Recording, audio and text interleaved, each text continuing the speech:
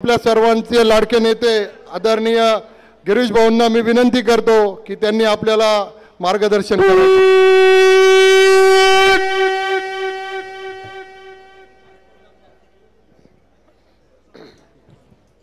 बोला भारत माता की, भारत माता की, छत्रपती शिवाजी महाराज की। बोला पुंडलिक वरदेव हरी विठ्ठल श्री ज्ञानदेव तुकाराम पंढरीनाथ महाराज की जय, ज्ञानेश्वर माऊली की जय। मंचावर उपस्थित आपले खासदार आमदार सर्व पदाधिकारी, माझ्यासमोर बसलेल्या सर्व माता भगिनी आणि बंधूंनो, अतिशय एका चांगल्या आगळ्यावेगळ्या कार्यक्रमाला अतिशय धावपळ करत मला या ठिकाणी यावं लागलं। संजय भाऊ खरं म्हणजे मला वेळच नव्हता, इतके कार्यक्रम आहेत, पण 2 कार्यक्रम मी बाजूला ठेवले आणि आपल्या सर्वांचं दर्शन घेण्यासाठी या ठिकाणी आलो। मंगेश दादांनी सांगितल्याप्रमाणे खरं आहे, माझा आवाज अजून बसलेलाच आहे, म्हणजे आषाढी होऊन आता किती दिवस झाले, तरी पण तुम्ही सांगितल्याप्रमाणे मी जो 48 तासापकडे फक्त 4 तास झोपलो असेल त्या ठिकाणी। 4-5 दिवस मी पंढरपूरमध्येच होतो, 42-44 तास मी फक्त कंटिन्यू येणाऱ्या वारकऱ्यांची सेवा, गर्दीचं नियोजन।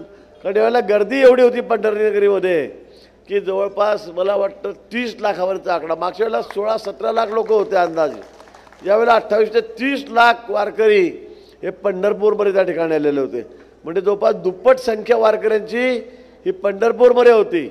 आणि म्हणून थोडंसं आम्हाला भीती होती, काय एखाद्या वेळेला लोटालोटी झाली, चेंगराचेंगरी झाली, गर्दी झाली, आणि खरंच अशीच परिस्थिती यावेळेला होती। पण पांडुरंगाची कृपा, काही झालं नाही, सगळं अतिशय सुरक्षितपणे वारी पार पडली। सुंदर अशी वारी होती, निर्मल वारी होती, पाणी भरपूर होतं चंद्रभागेला, आणि अशी अतिशय सुंदर अशी वारी ही यावेळेला पार पडलेली आहे। आज आपण या ठिकाणी जातात, मी दादांना त्या दिवशी फोन केला की तू पण माझ्या मदतीला ये। स्मिताताई, लक्ष्मणजी, मी यांना म्हटलं की माझ्या मदतीला तुम्ही पण या, पण मंगेश दादा म्हणे मी नंतर येणार आहे। म्हटलं आता आषाढी झाल्यावर नंतर काय करणार आहे? नाही, मी एवढ्या गर्दीत येणार नाही, मी माझ्या मतदारसंघातल्या सर्व माता भगिनी सगळ्या बंधूंना घेऊन, आमच्या काकांना घेऊन त्या ठिकाणी वारीमध्ये येणार आहे। म्हटलं कसं काय? नाही म्हणजे दरवर्षी आम्ही असंच करतो। बरोबर आहे? म्हटलं काय करणार आहे? नाही म्हणजे मी पूर्ण रेल्वे भरूनच घेऊन येणार आहे, 3-3.5 हजार सगळे वारकरी पंढरीला मी त्या ठिकाणी घेऊन येणार आहोत। मलाही वाटलं की कसं काय शक्य आहे, कारण मंगेश दादा काय करेल याचा भरोसाच नाही आहे, त्याचे कार्यक्रम असेच असतात। खरं म्हणजे मी 7 वेळा निवडून आलो आहे, मी वारंवार सांगतो, हा दुसऱ्यांदाच निवडून आलेला आहे, पण याच्यापासून खूप काही मला शिकावं लागतं, इतका हुशार तुमचा आमदार आहे। यांनी मला सांगितलं की आम्ही असे लोक येतो, माझ्या मतदारसंघात आमच्या कार्यकर्त्यांना माहीत पडलं की इतके 3-3.5 हजार लोक, म्हणे भाऊ त्याचे 2च टर्म झाले, आपल्या 7 टर्म झाले, तुम्ही तर 3दा मंत्री झालेले, आपल्या 3 ट्रेन तरी पाहिजे म्हणे। म्हणजे दादा 3-3.5 हजार लोक घेऊन जाता, म्हणे आपले 12,000 लोक तरी गेले पाहिजे। म्हटलं सध्या आपली पहिलीच वेळ आहे, आपण बी एखादी ट्रेन घेऊन जाऊ, त्याच्यामुळे तर मी पण एका ट्रेनचं नियोजन केलं आहे, म्हणजे यांनी मला खर्चात टाकलं सगळं आता या। पण अतिशय चांगला उपक्रम, सगळ्यांचं स्वप्न असतं, सगळ्यांची इच्छा असते की एकदा पांडुरंगाचं दर्शन व्हावं, विठ्ठलाकडे पंढरपूरला जावं, रुक्मिणीचं दर्शन घ्यावं, विठ्ठलाचं पांडुरंगाचं दर्शन घ्यावं, चंद्रभागेमध्ये स्नान करावं, ही प्रत्येक मराठी माणसाची ही इच्छा असते, अपेक्षा असते, आणि ते पूर्ण करण्याचं काम दादा या ठिकाणी करतायत, आपल्याकडे या ठिकाणी करतायत। यावेळेला तर बाप रे बाप, इतकी तुफान गर्दी होती आणि वातावरण इतकं चांगलं होतं, कधी नव्हतं, नाही तर नेहमी पाऊस पडत असतो, खूप हाल होतात, खूप म्हणजे झोपड्याला जागा नसते, उभं राहायला जागा नसते, बसायला जागा नसते।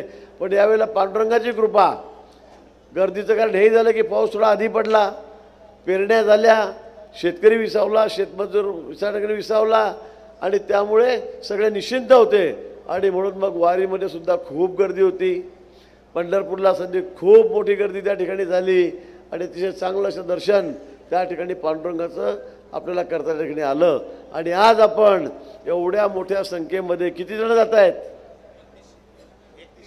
3100 वारकरी 3100 वारकरी तुम्ही पंढरपूरला त्या ठिकाणी जात आहात.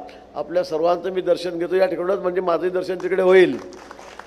माझाही नमस्कार पांडुरंगाला सांगा. 4-5 दिवस मी पंढरपुरामध्येच होतो. मी मंदिरामध्ये होतो. मी नंतर तो चौक आहे चंद्रभागेकडे जाणार, त्या चौकामध्ये होतो, कारण सगळ्यात जास्त गर्दी तिथे असते. 18 तास मी त्या मचांवर उभा राहून सगळ्यांना माईकवर सूचना देत होतो. 2 पोलीस अधिकारी आणि मी ते 2दा घरी गेले, झोपून आले, जेवूनही आले, पण मी 18च्या 18, 20-20 तास तिथेच उभा होतो एकटा. तिथूनच मी सगळ्यांना सूचना देत होतो. आणि म्हणून मी मंदिरात जरी असलो तरी फार काही दर्शनाच्या भानगडीत पडलो नाही.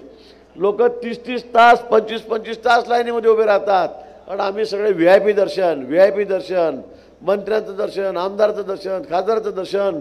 मला काही हा विषय पटणारा नाही आहे. आणि म्हणून मी सांगितलं की मी काही दर्शन फार घेण्याच्या भानगडीत पडणार नाही. असली संधी फार तुम्ही बंद केलेली असेल आंघोळीच्या वेळेला पांडुरंगाच्या किंवा ड्रेसवरच्या, त्यावेळेला मी जाऊन हात लावलेल पांडुरंगाच्या पदस्पर्श करेल, पण मी लाईन सोडून दर्शन घेणार नाही. लोक 30-30 तास उभे राहिले लाईनीमध्ये, 25-25 तास लोक बिचारे 800 उभे आहेत. आमच्या माता भगिनी वयस्कर लोक त्यात अर्धेहून जास्त आहेत, ते उभे आहेत. आणि आम्ही मारते आमचे चेकिंग होतो की मी मंत्री आहे, मी आमदार आहे, मी खासदार आहे, मी पुढारी आहे, आम्हाला दर्शन द्या, आधी लगेच 5 मिनिटात दर्शन द्या. कशासाठी? असं दर्शन पावत सुद्धा नाही पांडुरंगाला. आणि म्हणून त्या ठिकाणी आज आपण पंढरीला गेलात, मला वाटतं अतिशय चांगलं दर्शन आपलं त्या ठिकाणी होईल. सगळेजण चांगलं दर्शन करा, चंद्रभागेमध्ये स्नान करा, चांगलं सगळे मंगेदारांसाठी चांगलं काही मागा. काय मागायचं ना तुमच्यासाठी? खूप आहे. निश्चित दादांचाही नंबर लागणार आहे, काळजी करू नका तुम्ही. पुढे आता आमच्याही 7 टर्म झाल्या, आम्ही किती टर्म लढणार आहे? पुढे वारस आहे त्याचा जिल्ह्याला. जिल्ह्याचं नेतृत्व आता तरुणांकडे जाणार आहेत, आणि म्हणून तुम्ही काळजी करू नका. पण एक चांगला नेता, एक सक्षम नेता, एक दिलदार नेता आपल्याला या ठिकाणी मिळालेला. एक चांगला आमदार, एक लोकप्रतिनिधी कसा असावा, तर तो मंगेशदारासारखा असावा. सगळा महाराष्ट्र म्हणतो, मी नाही म्हणत, आमचे सगळे नेते म्हणतात, मुंबईतले मुख्यमंत्री म्हणतात. आणि असा एक चांगला नेता आपल्याला या ठिकाणी भेटलेला आहे, मिळालेला आहे. आणि म्हणून मी आपल्यालाही खरं मनापासून आपलं अभिनंदन या ठिकाणी करतो. आपल्या सगळ्यांना मनापासून शुभेच्छा देतो.